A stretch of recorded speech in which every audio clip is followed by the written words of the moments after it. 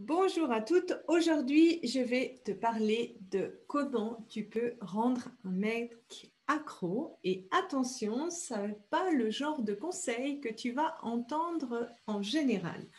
Et je risque éventuellement de te choquer. Alors, c'est une question qu'on m'a souvent posée. Comment rendre un homme accro et lui donner envie finalement euh, de nous connaître plus, d'avoir envie de s'investir et puis de qu'est-ce qu'on peut faire en fait pour ne pas avoir cette impression que ce soit toujours nous qui faisons les demandes pour qu'on propose le prochain rendez-vous. Et déjà, la première chose, ton meilleur atout séduction, c'est d'être 100% toi-même. Parce que finalement, c'est quoi le but de ces premiers rendez-vous? C'est de voir ta compatibilité avec l'autre personne. Et plus tu vas jouer finalement un jeu de séduction, ou plus tu vas essayer d'être la personne que tu penses pouvoir en augmentant en fait tes chances de séduire, en étant un peu différent, en ayant une certaine technique, et ben ça va peut-être être positif au début de la relation, mais le problème c'est que tu vas pas pouvoir maintenir en fait cette image pendant toute la relation. Donc plus tu vas être toi-même, plus tu vas avoir vraiment la possibilité de séduire pour qui tu es. Et on a toute une manière d'être séductrice ou pas. Moi, ça, j'en parle dans mon programme Être heureuse en couple. On est toutes différentes en termes de séduction et vraiment d'assumer sa manière de séduire, c'est très, très important. Ensuite, la première chose, de faire, c'est de laisse-lui te manquer. C'est-à-dire que si c'est toujours toi qui reviens pour les rendez-vous, si c'est toujours toi qui lui proposes des activités ensemble, en fait, tu ne le laisses pas le temps que tu lui manques. Et donc, je ne suis pas en fait pour le je fuis. Tu me suis parce que pour moi, à long terme, c'est pas un jeu de séduction qui est tenable et qui est sain pour le couple. Par contre, pour moi, je suis plutôt pour de laisser l'autre un petit peu te manquer. Il va se rendre compte, ah bah tiens, j'aimerais bien la voir, j'aimerais bien la rencontrer, elle ne m'a pas donné de nouvelles, donc je vais un petit peu lui proposer. Pourquoi? Ben, tout simplement parce que tu es une personne qui est aussi heureuse dans ta vie, tu ne l'as pas attendue pour créer ta vie et tu ne vas pas non plus mettre en pause ta vie dès que tu vas rencontrer quelqu'un ou pour maximiser tes chances de le revoir. Donc moi, mon conseil, c'est que tu organises ta vie comme d'habitude. Les rendez-vous, tu le fixes à ton rythme habituel. Et si par manque de peau, eh bien, il arrive trop tard et que tu es déjà prise, eh bien, c'est tant pis pour lui et c'est tant mieux pour la séduction. Ensuite, laisse-le te séduire. Et ça, c'est quelque chose qui est important parce que pour tomber amoureux, en fait, les hommes et les femmes, on tombe amoureux vraiment totalement différemment. Et le fait que l'homme fasse l'effort de te séduire, essaye de te charmer, essaye de faire en sorte qu'il te plaise, ça rentre dans le processus pour que lui tombe amoureux. Donc ici, ça peut paraître des fois archaïque en disant mais oui, mais moi aussi je veux faire le premier pas, etc. Mais ce processus physiologique de tomber amoureux, il est totalement différent pour une femme et pour un homme. Et je t'invite à tester vraiment cette approche de te laisser te séduire. Donc, par exemple, si toi tu es romantique, que tu aimes être surprise avec des fleurs, tu peux le dire. Si tu préfères faire des activités en extérieur plutôt que de se voir à la maison, tu peux le dire. Si tu aimes les surprises, tu peux le dire. En fait, ici, ce que tu vas dire, c'est que tu vas l'aider à comprendre ce qu'il doit faire pour pouvoir te séduire. Et là, c'est vraiment pas le but de baisser tes attentes parce que finalement, un petit peu de difficulté, un petit peu de challenge, eh bien, c'est plutôt positif pour que l'homme tombe amoureux. La même chose pour les rendez-vous suivants. À la fin d'un rendez-vous, si tu as passé un très bon moment, tu peux communiquer bien sûr que tu as adoré ce rendez-vous, que tu aimerais bien le revoir, mais tu n'es pas obligé de proposer les prochains rendez-vous. Laisse-lui cette initiative Et tu verras que souvent, bah, ça l'incitera à faire plus le premier pas vers toi et à montrer son intérêt vers toi.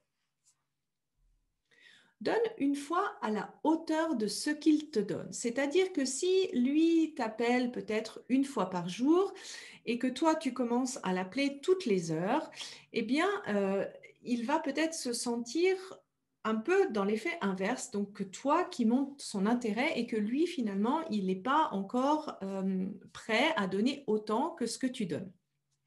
Et donc, moi, mon conseil, c'est de laisser le temps à la relation de se construire et de donner à la hauteur de ce qu'il te donne. Donc, s'il t'appelle une fois par jour, ben que toi, tu fasses à peu près de même. S'il te présente à ses amis et que c'est le moment pour toi aussi de présenter tes amis, ben tu fais de même.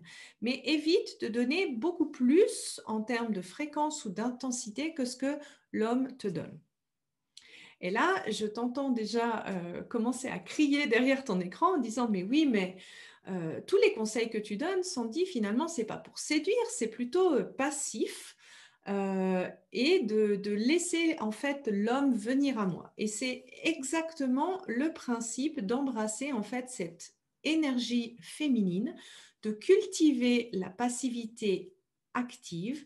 Je sais, ça peut paraître démodé, mais dans le processus physiologique de tomber amoureux, quand toi, tu restes dans cette passivité active, donc tu sais pas que tu dis rien, c'est tu dis vraiment ce que tu veux, tu dis comment tu aimes séduire, mais tu vas pas courir après l'homme. C'est comme ça que tu vas le rendre plus amoureux plutôt que si c'est toi qui fais le premier pas. Et je sais, ça paraît démodé, mais c'est vraiment une grande différence. Et puis, le deuxième avantage, en fait, d'être plutôt passive et d'observer un petit peu l'intérêt qu'il montre vis-à-vis de toi, c'est que c'est un très bon moyen de faire ton choix parce que tu vas pouvoir observer si cet homme t'aime par ses actes et non pas par ce qu'il dit. Et là, tu vas me dire, mais Sandy, si il me donne, mais il ne me donne pas vraiment ce que je veux, mais qu'est-ce que je fais? Et là, ça ne veut pas dire que tu dois rester à attendre et à rien demander. Non, non, non, non. Ça ne veut pas dire ça non plus. C'est pour ça que je dis toujours, c'est une espèce de passivité active. C'est que là, tu peux vraiment te dire dans la tête, c'est quoi, moi, mes délais personnels. C'est-à-dire que, prenons l'exemple d'un prochain rendez-vous et puis toi, en général, tu aimes être contacté dans les 3 prochains jours. Eh bien, tu n'es pas obligé tout de suite de le communiquer, mais si tu vois qu'il ne te donne pas de nouvelles dans les 3 prochains jours, tu peux continuer de prévoir ton planning comme à l'habitude sans tenir compte de lui. Tu peux également exprimer clairement quels sont tes besoins et tes limites. Donc, si je reprends l'aspect du rendez-vous, s'il te contacte après ton délai personnel et qu'il te dit, bon, bah, alors tu es libre ce week-end, tu peux dire très gentiment, tu dis, bah, écoute, moi, je suis plutôt quelqu'un qui prévoit les rendez-vous un petit peu à l'avance. Donc, si tu veux qu'on arrive à se retrouver en termes de rendez-vous, le mieux, c'est que tu me dises en début de semaine pour la fin de la semaine, par exemple. Et là, pour savoir un peu quelle est la bonne mesure, essaye de remplacer le côté amoureux ou rendez-vous par le mot ami. Et regarde combien de temps à l'avance tu serais OK qu'une amie te contacte pour un rendez-vous. Qu'est-ce que tu voudrais est-ce que tu voudrais avec une amie que ce soit toujours toi qui propose des rendez-vous ou est-ce que tu aimerais aussi que cette amie propose des rendez-vous et à quelle fréquence tu voudrais l'avoir cette amie? Parce que quand on arrive à trouver en fait un juste équilibre entre l'initiative qu'on a envers une amie, une amitié, et envers un amoureux, eh bien, c'est plus facile de demander aussi la même chose vis-à-vis de son amoureux. Si tu remarques que faire ces demandes-là ou d'avoir ce côté d'embrasser son féminin, finalement, c'est d'avoir aussi cette confiance en fait que la personne va avoir envie d'avancer sans qu'on ait forcément à faire d'efforts, eh bien souvent, ça vient de ton passé et souvent de ton image que tu as pu enregistrer en tant que femme.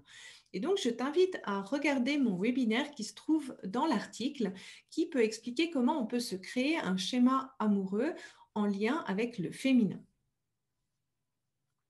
Alors, si tu te dis, oui, ben moi maintenant, je veux passer à l'action, toutes ces différences entre les hommes et les femmes, comment faire ses demandes, comment embrasser son énergie féminine finalement, ce sont tous des aspects que je parle dans mon programme Être heureuse en couple, qui va commencer d'ailleurs fin mars. Donc tu peux me contacter si tu es intéressé.